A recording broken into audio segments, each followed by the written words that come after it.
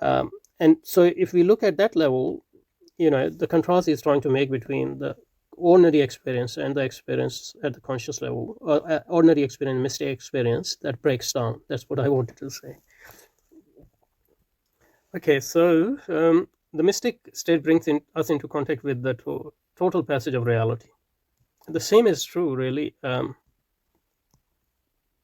the level of ordinary sense experience as well.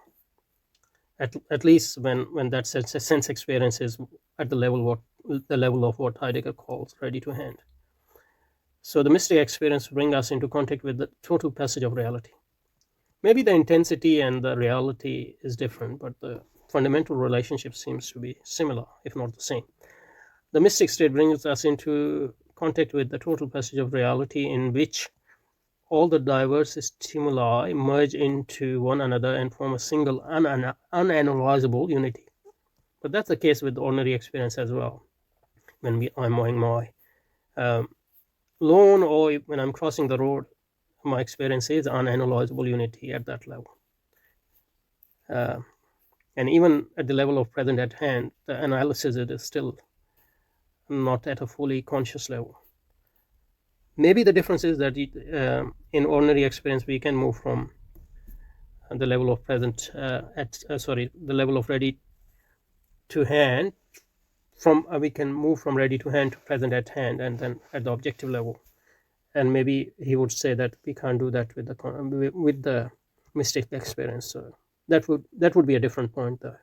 The mystic state brings us into contact with the total passage of reality, in which all the diverse stimuli merge into one another and form a single unanalyzable unity, in which the ordinary distinction of subject and object does not exist. So that distinction doesn't exist at the level of ready to hand either. So when I'm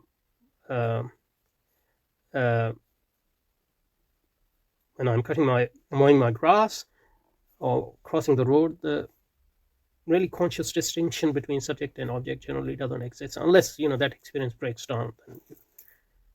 Then you move to the present at hand.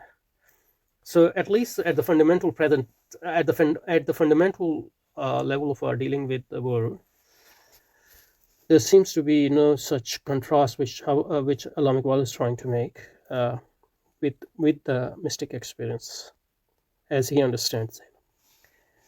Okay, I think that's we have covered the second point today, and next time inshallah we'll go on to the third point.